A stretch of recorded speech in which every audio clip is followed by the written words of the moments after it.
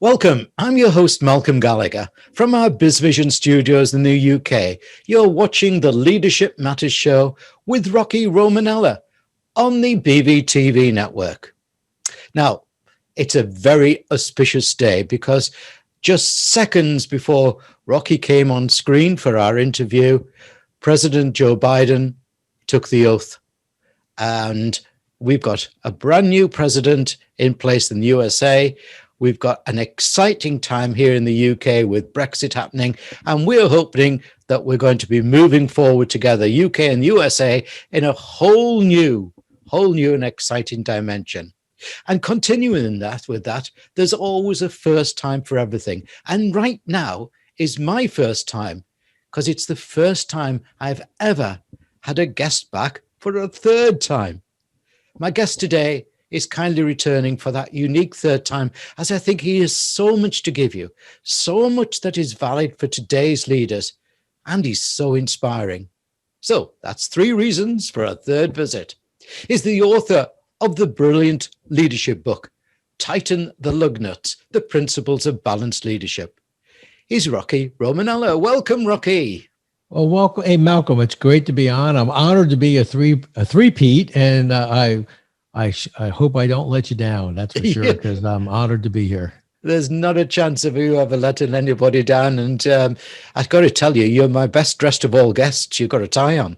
Oh, I got a new one for you. So yeah, a new one. Well, don't forget, as you can see, I've got my Union Jack one on to celebrate this special occasion. I mean, I couldn't think of a better person to talk to as President Biden there takes office, and of course, Kamala Harris. Yeah, Rocky, I'm so glad you've kindly agreed to come back for a historic third time. There's so much you have to impart to leaders that's so valid and vital for today's business world. Viewers, in this talk show, I'll be chatting to Rocky in 3 parts. First part, we'll talk about his concepts of balanced leadership, as in his book. In part 2, I want to discuss with him our theme for the first quarter of 2021 here at BVTV, and that's the word awaken. I think businesses, and especially their leaders, need to awaken from the slumber that the pandemic has caused and start to focus on growth. But how? Rocky's got some ideas. And part 3, I want to chat deeply with Rocky about something that makes a great, not just good leader in today's altered world. But Rocky, before we get into our 3-part chat, please reintroduce yourself to my viewers and listeners. Who is Rocky Romanella? What are you about? Oh, and tell us a little bit about the book. Well, thank you, Malcolm. As we've talked in the past, a 40-year business experience, 36 of them with UPS. And during my time there, I had the opportunity to do some very non-traditional things. We purchased mailboxes, et cetera, and rebranded to the UPS store, which today is the largest pack and ship in the world, and all 100% franchisee owned. And then we built UPS Supply Chain Solutions. And interestingly enough, I led UPS's entry into the healthcare side, which, as you know, today with the vaccine distribution, really is a special time for UPS to be in that healthcare space. And so it was really an honor and a privilege to see UPS being such an important part of the vaccine distribution. And the fact that I was part of that early entry into the healthcare was really exciting and very grateful to see. Retired from UPS, took on a role as a CEO in a telecom company. We built cell towers, upgraded cell towers. Those days, it was the 3G to 4G. Of course, now everyone's moving to 5G. Had a sale there, and then started my own company, 360 Management Services, where we focus in on leadership training, keynote speaking, and process improvement consulting. And then wrote my book, Tighten the Lug Nuts, The Principles of Balanced Leadership. So it's been a fun, exciting time for me. I got the opportunity to meet such wonderful people like yourself and be on your show 3 times, as you said, and many others on the different interviews I've had. So it's really humbling to see the book sell, but more importantly, to meet wonderful people like yourself. Oh, well, I'm chuffed, Rob. That's nice. Thank you. Rocky, let's kick off our chat in part 1 about your concept of the principles of balanced leadership. What do you mean by that? And why is it important for today's leaders? Well, I think balance is so important in all that you do. Extremes are no good on either side. I mean, we see it in our daily lives. You can argue in politics, but at the end of the day, it's all about balance. And you have good footing and a good foundation under yourself. And for me, in this concept of balanced leadership, I talk about the three key constituents that need to be represented in all the decisions that you make. Make sure the three constituents are at the table. So the first is your customers. You want to think like a customer. You want to be an advocate for your customer. And so you want to make sure your customers represented in all the decisions that you make. And second, of course, is your people. It's your customers, your people. Do my people understand what role they play? Why the things that they do are so important? Do they understand that they're part of the solution? They're not part of the problem, and that people are your most important asset in an organization. So you want to make sure your customers, your people are represented. And finally, your shareholder stakeholders. Are we good stewards of the business? In all my decisions, do I think like a customer? Do I feel like a valued individual? But do I act like an owner in all my decision-making process? And so for me, that's the balance. As I was growing and developing and taking on new responsibilities and challenges, as we were making decisions, I always wanted to make sure that all three key constituents were represented in that decision-making process, which gave me that balance that was so important. Hmm. And I think the concept of balance is important, because it's easy to be out of balance, isn't it? If you were too focused upon your people, you could be ignoring your customers, couldn't you? And if you were too focused on your customers, you could be ignoring your people. Oh, absolutely. And I think, it's early on in our days at UPS, one of our early taglines was, we run the tightest ship in the shipping business. And it sounded really good at the time. But if you think about it, running the tightest ship in the shipping business means you're really just internally focused, right? We're going to be the most cost effective we can. We're going to be the most profitable we can, be maybe the most efficient we can. But to a customer, they would say, well, wait a second. Does that mean if my packages aren't ready at 3:00, you're not going to come back again?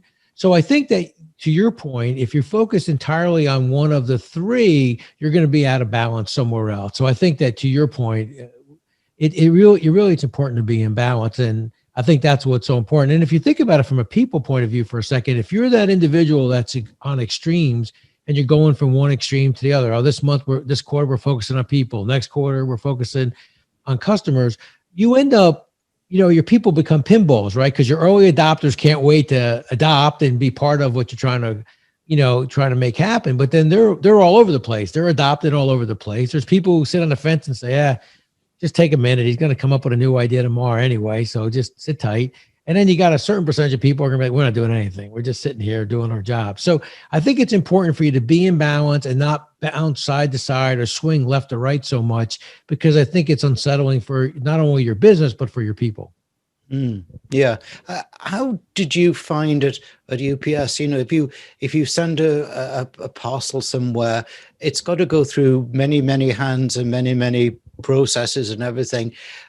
So many opportunities to spoil the experience for the customer. How did you handle that to make it was a smooth operation to a customer delight?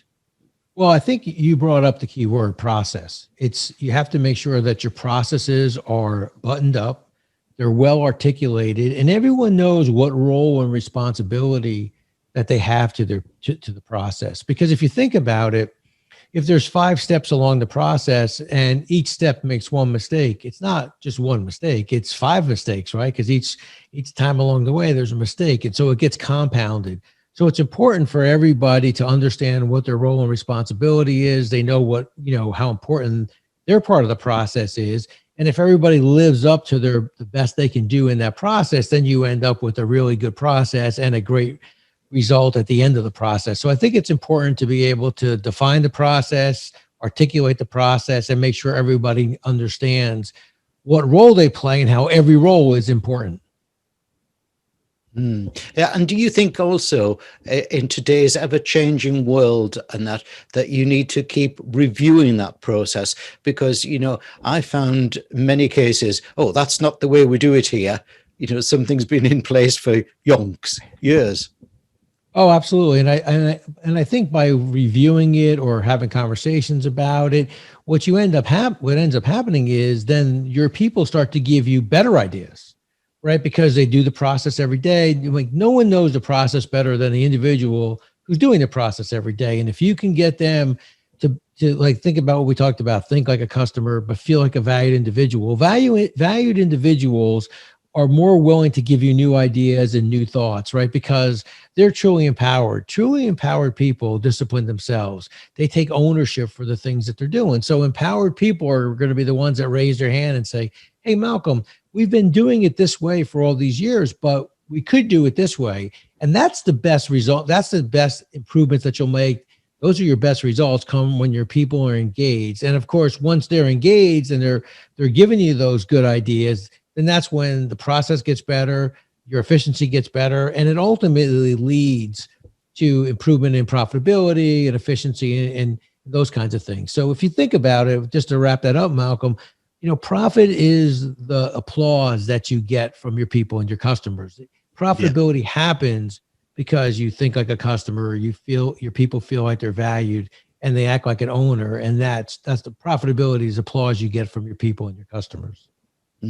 Thanks, Rocky. Now, just before we move to part two, viewers and listeners, it's time for an intermission or commercial break, as we would call it.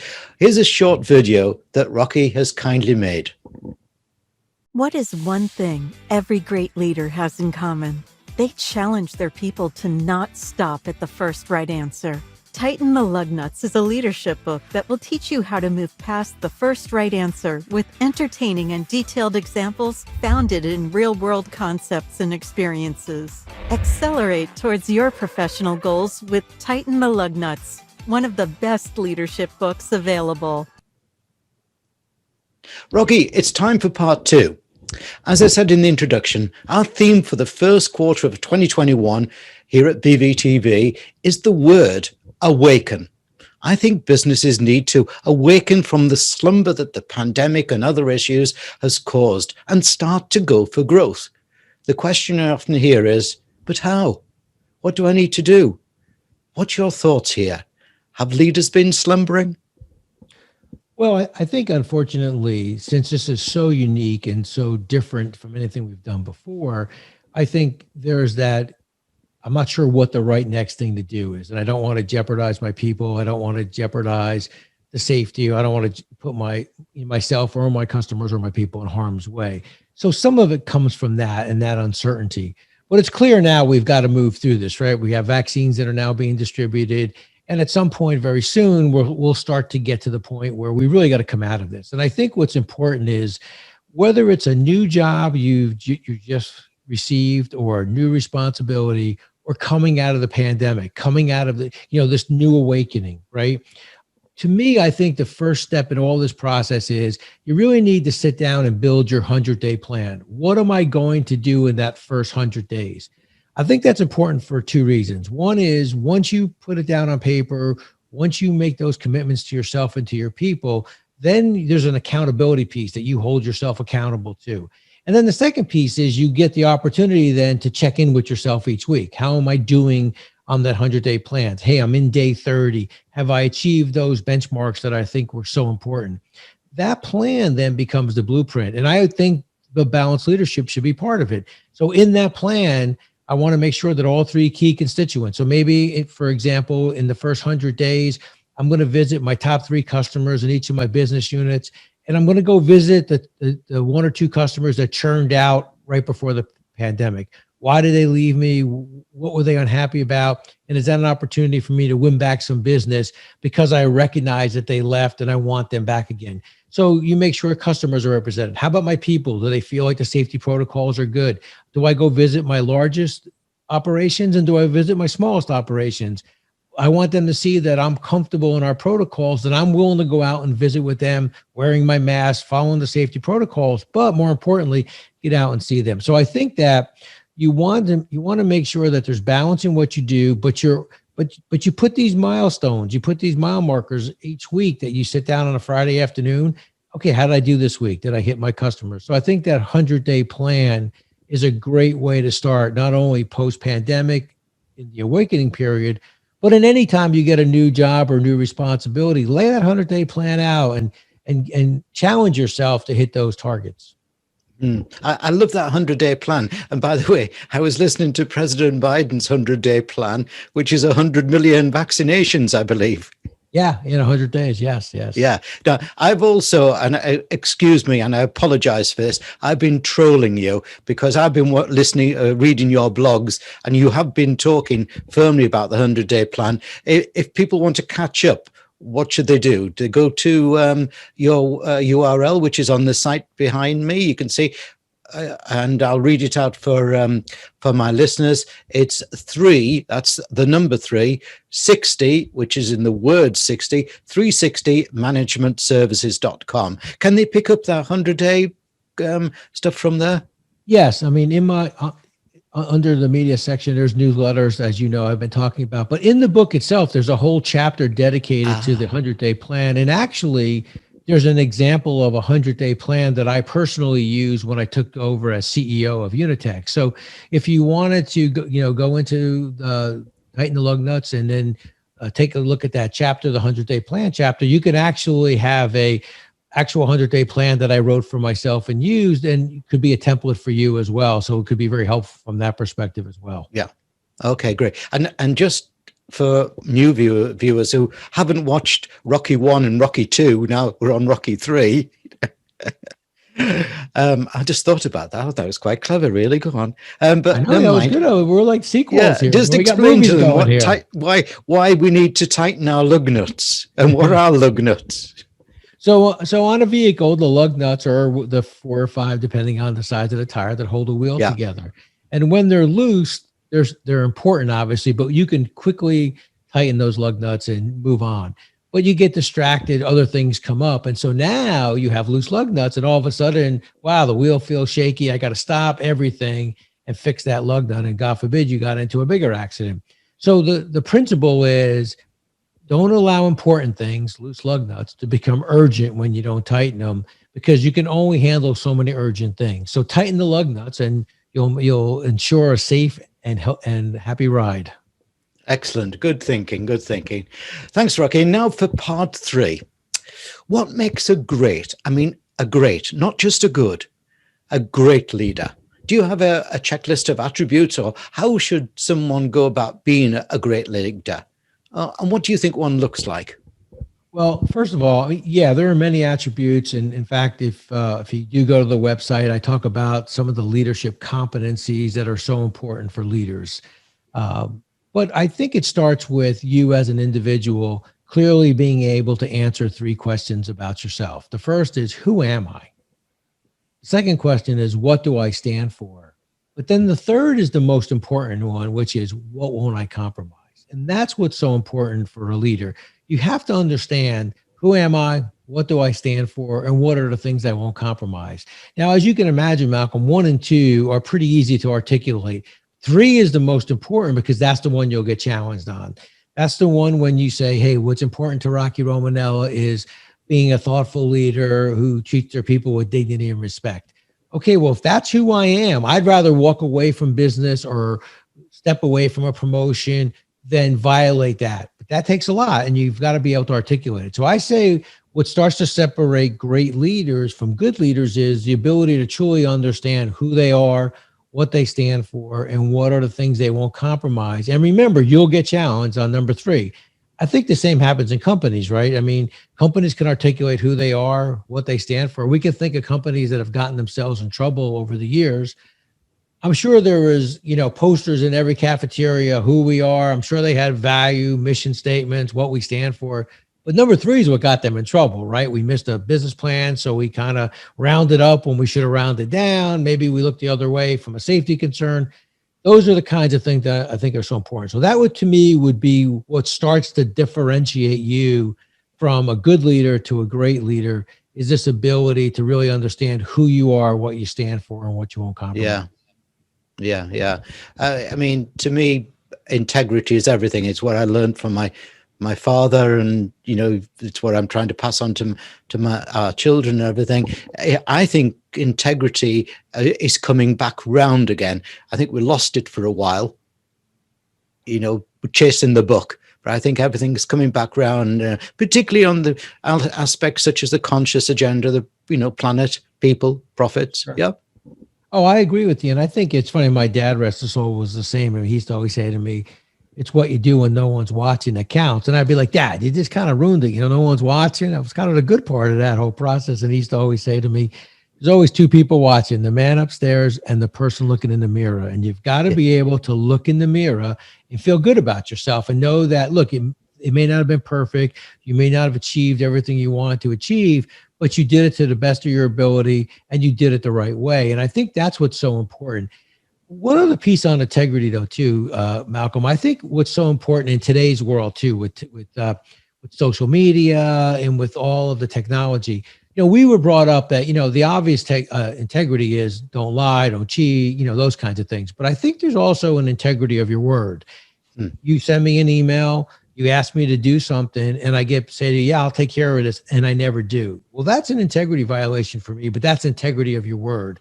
And once you lose your word, you've lost so much, right? People don't trust you, or it's hard to get that back. So I think there's the obvious integrity that we all know about. Hey, don't do anything you couldn't tall your parents you did, right? I mean, who walks home and says, hey, Ma, you know what I did today? I just took a lot of money out of the safe of the bank. No, I don't think you're. So those are the obvious integrity things we have to get back to, making sure that we treat people right.